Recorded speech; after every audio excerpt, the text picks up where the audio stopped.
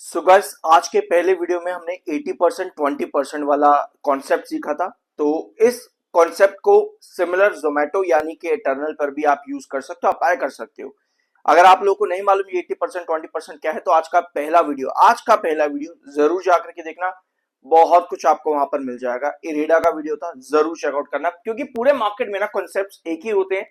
Companies के financial fundamental अपने अपने होते हैं, बट कॉन्सेप्ट आपका एक ही काम करता है। ठीक है, शुरुआत करते हैं आपकी कंपनी के बारे में। एक प्यार से सब्सक्राइब करना। I am NISM 7 certified. पहले आते हैं आपके मार्केट एक्सपर्ट्स पर, फिर कंपनी की पूरी पोजीशन समझेंगे। ठीक है, ब्रोकरेजेस का यहाँ पर क्या कहना है। बर्नस्टेन रिपोर्ट्स आप लोग सुनते होंगे। बर्नस्टेन का क्या कहना है इटर्नल को लेकर के। बर्नस्टेन ने अपनी आउट परफॉर्म की रेटिंग कंपनी को लेकर के अभी भी रखी हुई है। आउट परफॉर्म मतलब कि अगर इसका सेक्टर डाउन ट्रेंड पर भी होगा ना, तब भी ये कंपनी मतलब कि तब भी ये कंपनी जो है मादा रखती है कि ये आपको सेक्टर के अगेंस्ट रन करता देखने को मिले। ठीक है, और टारगेट रखा हुआ इन्होंने 370 का। तो बर्नस्टाइन रिपोर्ट कंपनी को लेकर के इटर्नल को बहुत ज्यादा पॉजिटिव है, बुलिश है। लेकिन कंपनी का नैरेटिव इस समय क्या चला है। Investors may need to withstand narrative driven volatility in the coming quarters. अब ये कमिंग क्वार्टर्स में वोलेटिलिटी कैसे देखने को मिलेगी, उसको यहां पर समझेंगे अभी। लेकिन एंटी एआई इन्वेस्टमेंट टीम पर कंपनी काम कर रही है, और इसका पोटेंशियल जो है इन्वेस्टर्स को बता रहे हैं कि अभी कॉशन रहने की जरूरत है यहाँ पर। बट बर्नस्टेन पॉजिटिव है। बाकी के मार्केट एक्सपर्ट्स का क्या कहना है। 33 मार्केट एक्सपर्ट्स में से 30 का मानना है बाइंग की रेटिंग यहाँ पर करनी चाहिए। बाकी के जो 3 बचते हैं, उनका कहना है आपको एग्जिट कर जाना चाहिए इस कंपनी में से अभी के लिए। ठीक है, मार्केट सेंसिटिविटी देखने को मिल रही है। स्टॉक्स लगातार आपका पिछले कई सेशन से गिरावट पर था, बट आज के दिन कुछ स्टेबिलिटी नजर आ रही है। अब आते हैं कंपनी के फंडामेंटल और फाइनेंशियल पर। स्टॉक का पीई है 1038 का। अभी तक आप लोगों को ये वीडियो बहुत बोरिंग लग रहा होगा। आप कहोगे भाई क्या है यार, ये सब तो हम भी पता लगा सकते हैं, इसमें क्या नया मिल गया। चिंता मत करो, अभी आपको यहां से वीडियो शुरू होता है आपका असली।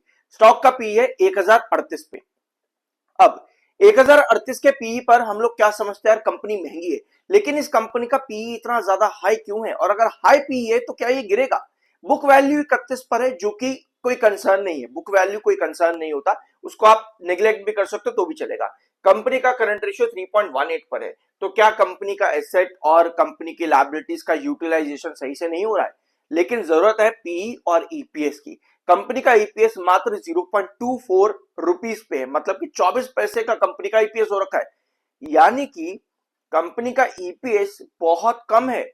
यानी कंपनी का ईपीएस परसेंटेज लगातार गिर रहा है, जो कि एक मेजर कंसर्न है। पिछले एक साल का ईपीएस अगर आप देखोगे 0.85 से 0.25 हो चुका है। यानी कि जो कंपनी का पी रेशियो आपको अभी 1000 के ऊपर नजर आ रहा है, वो बताता है कि कंपनी की वैल्यूएशन ज्यादा है।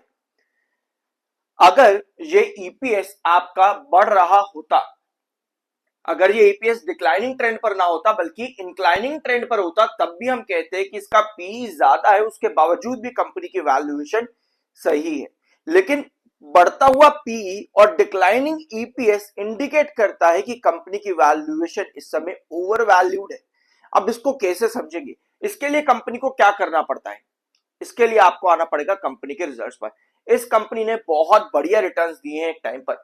2022 से लेकर के 2024 तक कंपनी ने बहुत बढ़िया रिटर्न दिए। 2024 के आखिर तक चला था स्टॉक, बहुत तगड़े रिटर्न दिए। उसके बाद भी कंपनी ने यहां पर अच्छे रिटर्न्स दिए। लेकिन क्यों दिए, पहले तो हमको यह समझना जरूरी है, क्योंकि तब भी कंपनी का जो पी है वो काफी ज्यादा था।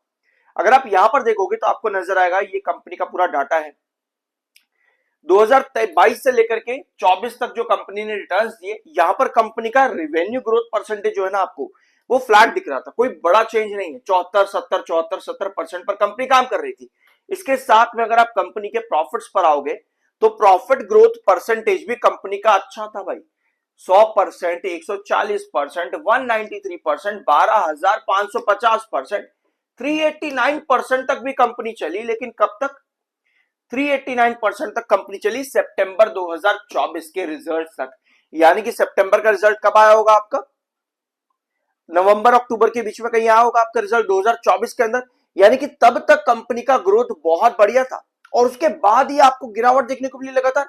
और यहां आप देखो कंपनी के पिछले 4 क्वार्टर, दिसंबर 2024 से लेकर के सितंबर 2025, कंपनी का ये टाइम पीरियड बहुत बुरा गया है। माइनस ग्रोथ परसेंटेज पर कंपनी काम कर रही थी, और यहां पर आपको मिली स्टॉक में बड़ी गिरावट। लेकिन इसके साथ में आपको देखना होता है कंपनी का रिवेन्यू ग्रोथ परसेंटेज 183 और 202% का। अब ये इतना बड़ा ग्रोथ अचानक से कंपनी का भाई कहां से आ टपका, ये आपके सवाल हो गया। अब यहाँ पे कंपनी ने पिछले 2 क्वार्टर में क्या किया है, रेवेन्यू बहुत बड़ी तरीके से बढ़ा है। 13,000 16,000 करोड़ का कंपनी का रेवेन्यू चला गया। इसके पहले 2024 में कंपनी मात्र 5,000 करोड़ के रेवेन्यू पर थी। यानी कि आने वाले 2 क्वार्टर भी कंपनी और इंप्रूव कर सकती है। यहां मार्च 2025 में कंपनी का रेवेन्यू 5,800 करोड़ का था, जून में 7,100 करोड़ का। यानी अगर कंपनी इन नंबर्स को कंटिन्यू कर रही है तो इसका मतलब हम मान सकते हैं कि आने वाले 2 क्वार्टर भी कंपनी 200% के ऊपर का ग्रोथ देगी। ये रिवेन्यू की बात है। अब रिवेन्यू अगर कंपनी का इतना ज्यादा बढ़ेगा तो ऐसे में कंपनी के खर्चे भी बहुत ज्यादा है। इस कंपनी के खर्चे कम नहीं है, खर्चे बहुत ज्यादा है, जिसकी वजह से कंपनी का ओपीएम परसेंटेज बहुत खराब रहता है। अगर कंपनी अदर इनकम से कुछ बड़ा लेकर के आ रही है तो कंपनी आपको प्रॉफिट में अच्छे दिखती है। वेरस इंटरेस्ट और डिप्रिसिएशन कंपनी का स्टिल एक अच्छा खासा डिप्रिसिएशन और इंटरेस्ट पर भी कंपनी है। टैक्स परसेंटेज से कंपनी को बचना पड़ता है क्योंकि टैक्स परसेंटेज भी कंपनी का 60 72 40% पे आ जाता है। यानी कि कंपनी का रिवेन्यू ग्रोथ तो बढ़ेगा, रिवेन्यू ग्रोथ बढ़ता है तो वो ईपीएस पर रिफ्लेक्ट करता है। लेकिन अगर कंपनी का प्रॉफिट ग्रोथ परसेंटेज माइनस में आता है वो कंपनी के ईपीएस पर और रिफ्लेक्ट करता है। और यही चीज की वजह से इस कंपनी का ईपीएस लगातार गिर रहा है और पी लगातार बढ़ता चला जा रहा है। इसका मतलब यह है कि अभी जो कंपनी ने दिसंबर क्वार्टर दिया, रिवेन्यू भी पॉजिटिव और आपका प्रॉफिट भी पॉजिटिव। इसका मतलब यह है कि आने वाले क्वार्टर्स कंपनी को इसी तरह से इंप्रूव करना पड़ेगा। और यही चीज हमने शुरुआत में सुनी थी मार्केट एक्सपर्ट्स की कि अभी कॉशियस रहने की जरूरत है। यानी कंपनी को ये पैटर्न कंटिन्यू करना पड़ेगा ताकि धीरे धीरे करके कंपनी का पी जो है वो कम होता जाए और ईपीएस कंपनी का बढ़ता चला जाए। किसी भी कंपनी में तेजी या गिरावट के पीछे, कंपनी की बात मैं कर रहा हूं, ये मेजर फैक्टर होता है। जब आप बात करते हो ओवरऑल मार्केट की, तो मार्केट के अंदर क्या आपका सिचुएशन है वो उस कंपनी पर भी रिफ्लेक्ट करता है। यानी कि अपार्ट फ्रॉम मार्केट आपको कंपनी की अपनी वैल्यूएशन निकालने के लिए पूरा ताम झाम करना पड़ता है कि कंपनी सही है या फिर नहीं। यानी कि कंपनी अभी ओवर वैल्यूड नजर आती है। अगर आप इसके होल्डिंग पैटर्न पर देखोगे तो आपको नजर आएगा कि जब से ये कंपनी लिस्ट हुई है एफआईआई ने लगातार तब से लेकर के आज की डेट तक सेलिंग करी है, वेरास डीआईएस ने तब से लेकर के आज की डेट तक खरीदारी करी है। पब्लिक ने भी बेचा है तब से लेकर के आज तक और डीआईएस वही सारी होल्डिंग उठा रही है। तो ये कंपनी का होल्डिंग पैटर्न है। इसके अलावा बायर और सेलर का डिफरेंस 20 लाख के आसपास बायर है, 27 लाख के आसपास आपके पास सेलर है। एमएफआई बुलिश है 25.4 पर। अब आते हैं आपके चार्ट पर जो कि बहुत ही प्यारा नजर आ रहा है। यहां से ये है आपका इटर्नल का चार्ट पैटर्न।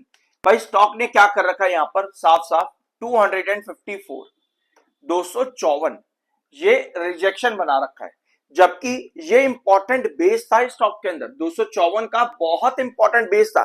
यहां से स्टॉक ने एक बार ब्रेकआउट दिया है और 2025 में भी इस पूरी रेंज पर कंसोलिडेशन दिखा करके स्टॉक ने इतना बड़ा ब्रेकआउट दिया। अभी की जो सिचुएशन है, कंपनी ने आज के सेशन में एक कंसोलिडेटेड कैंडल बना करके रखी है।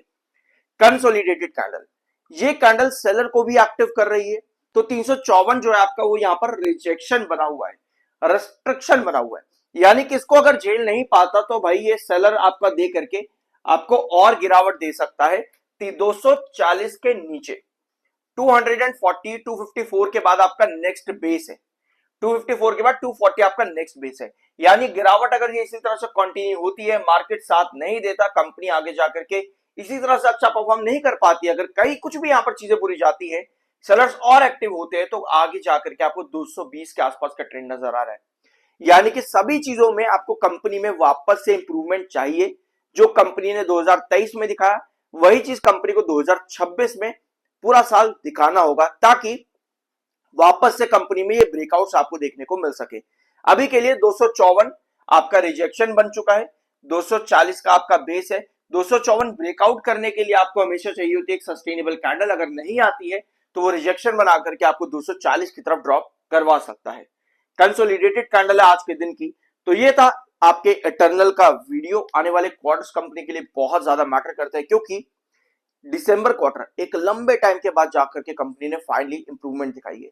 पी रेशियो ज्यादा है, ईपीएस काफी कम है, जो कि एक कंसर्न है। बाकी आपका अपना ओपिनियन है। ये था आज के दिन का वीडियो। आई होप कि यहाँ पर आपको कुछ सीखने को मिला होगा। एक प्यारा सा सब्सक्राइब जरूर करना। मिलता अगले वीडियो में।